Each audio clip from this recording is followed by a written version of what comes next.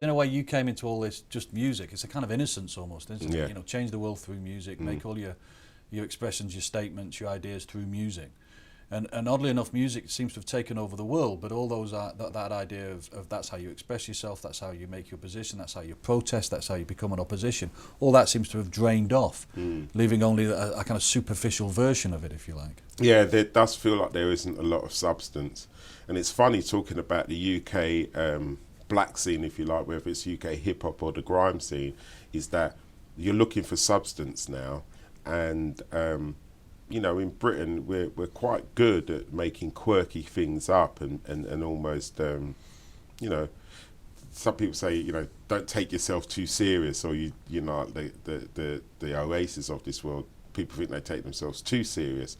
But I mean, we do have quite opposite ends of the spectrum, where we've got somebody possibly like a Dizzy Rascal who's able to not take himself too seriously, or at least that's what it looks like in some of these videos.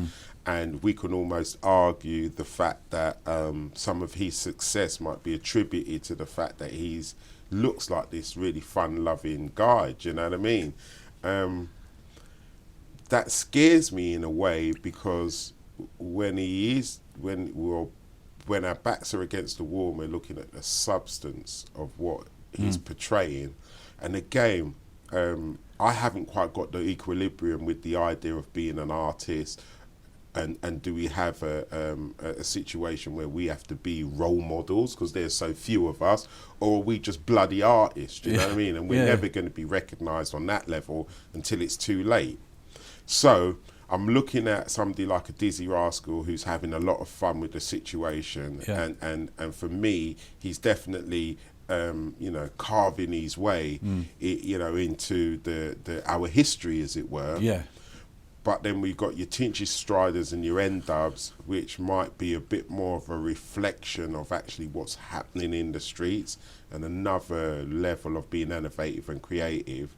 And then we got a lot of the sort of mainstream white acts that are so mainstream. And it's funny, I watched the panel the other day of an old run of Simon Cowell's show. God, I forgot the name of it already. X Factor?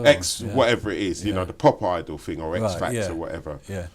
And I actually thought to myself, wow, there's a fundamental thing that's really wrong with that programme. And I thought, if the music industry represents this multiculturalism, if Britain represents that, if 80% of the music that these guys end up singing is like that, Simon, you've missed the fundamental. You got to have, even for the equilibrium, a black person on there. Yeah. And then we look at the American one, and you see a black person there. Are you requesting that role, are you, John? No, I'm not. I think Trevor Nelson should have that role.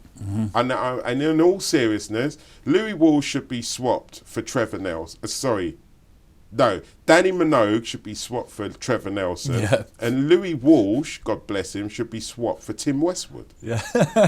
Then we would have a reasonable circumference of what Britain has to offer. Yeah. In both their talent and how we're measuring the talent. Now that your Tinchies and your Dizzies and your Chipmunks are like household names, do you feel that this is a sign, or indeed is a culmination of something that you were always kind of very interested in, that kind of, you know, the young music of Britain was black? It's a great point there, Paul. I mean, I should take a little bit more time to digest that, but off the top of my head, it's just one of those things like, hang about, what has happened since, you know, 1989? Yeah. What's happened since 79? What's happened since 69? Yeah. Is it part of that story? Because you're very much part of that story. I'm very much part of that story, and, you know, again, you know, I'm an example of the circumstances that led to all what's going on. But I can clearly remember, you know, the Beatles listening to R&B and taking their own slant on it. I remember, particularly my household, enjoying the Rolling Stones because the guys in the band were very opposite, and there was you related to them a little bit more. And if I may be so bold, but they reminded me of punk, you know, for the time, because it was almost like, I can slightly more relate to that. I don't know if it's because they looked a bit more interesting and maybe the feel of the music. Now, in '89, Soul to Soul came along, which was a backlash to the record companies always trying to make us sound American, look American, be American.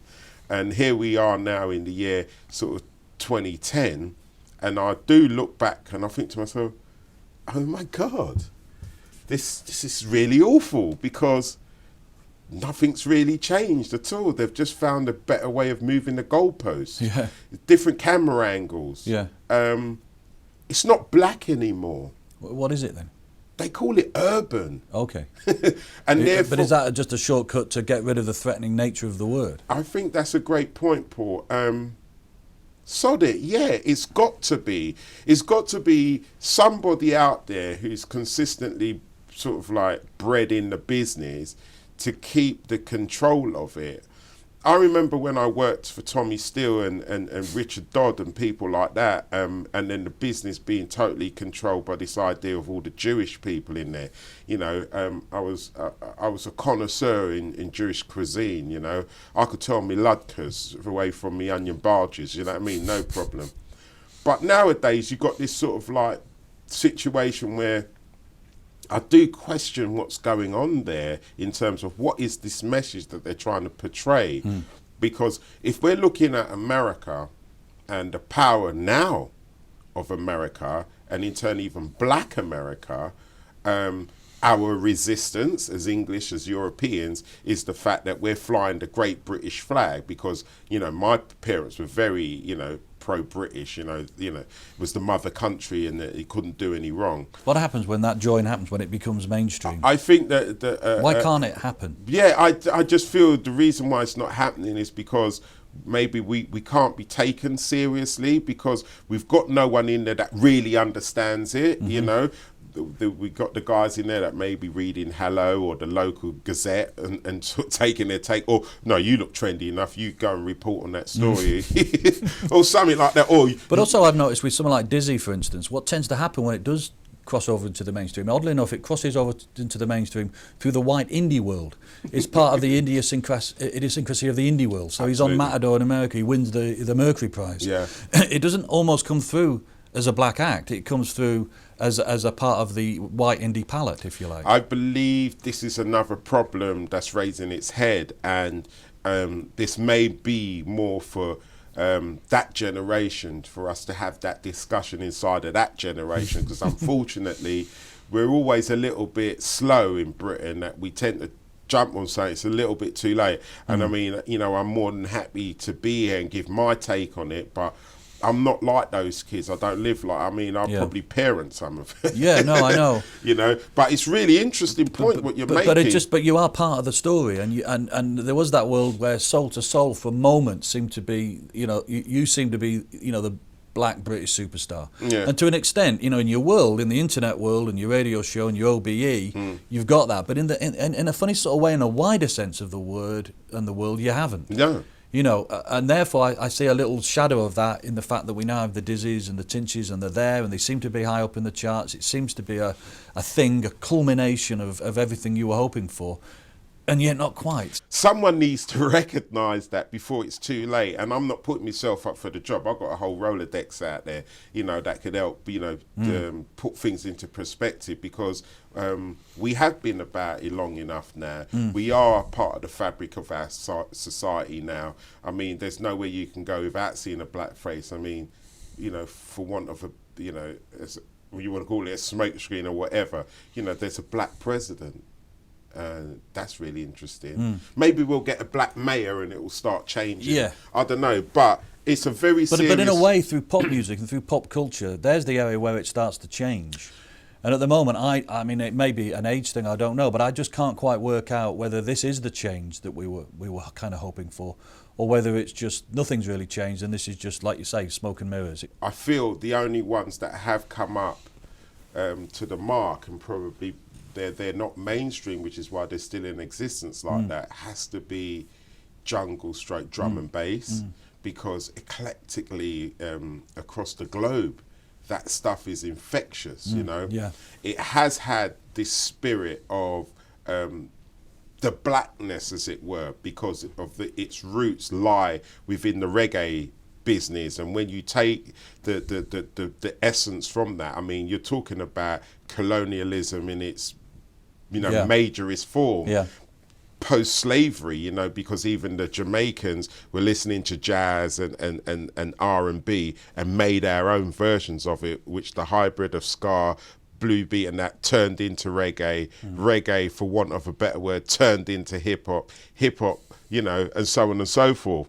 But bringing it up to date with what's we're about now and looking at these kids and maybe what our future's about, some of the guys don't even realise that's the essence of hip-hop.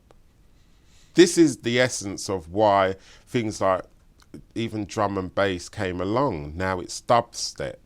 You know, this is, and probably what introduced grime, or this terminology grime, you know what I mean, what was happening. It sort of, for want of a better word, put East London on the map, slightly for the wrong reasons, because the level of innovative and creativity is all out there. Yeah. But we must, as a nation of people, we've got to grab the bull by the horns now and really look at where our future lies, because what you don't realise when you're in the eye of the storm is that it's going to pass you. And then when it does, sometimes it can be so destructive that there's no trace of what was in that eye. Is the reason ultimately why in politics and media and pop music and culture in general, the unspoken prejudices are still the reason why it doesn't really change, and it only changes cosmetically, and it only changes superficially, and it only changes occasionally with people doing think pieces that suggest it's changed. But deep down, it ingrained, it's still the same. Absolutely. I mean, you couldn't have been put in any better form. And a great example is, we're here at The Guardian. How many blacks are here? Snap on. My mate Tony's at the door. Do you know what I mean? So what the fuck are we talking about? Should we end it here now? What? But no, and that's why I said thank God for you, because it's, you know, you recognise it, and without people like yourselves to put it on the map, what we got to do now, Paul, we got to find a way of following through. Last question then, Jazzie. A sense of having come in through music and believe so much that music could make such a difference. Do you have an optimism about the possibility for music still to make a difference to this situation? Or is it always going to run into this problem that as soon as innovative, radical, black music hits the mainstream, by the very nature of the industry and the culture and the media, it fractures and it becomes something else? Well, I'd like to believe in the latter. I remember having conversations. That it will change. It's got to change. Yeah. And I mean, you know, I can remember almost having the same conversation with, you know, brother Eddie Grant, who ended up leaving the country for whatever reasons, and continued to pursue his career in the industry, and you know, thank God has done quite well. And he's somebody who I probably look up to as a mentor, and saw where he was coming from. It's got to change. It's got to have a happy face. It's got to have a thumping bass. We must be a loving race. You know, that's what's got to happen for our future. So long live Great Britain.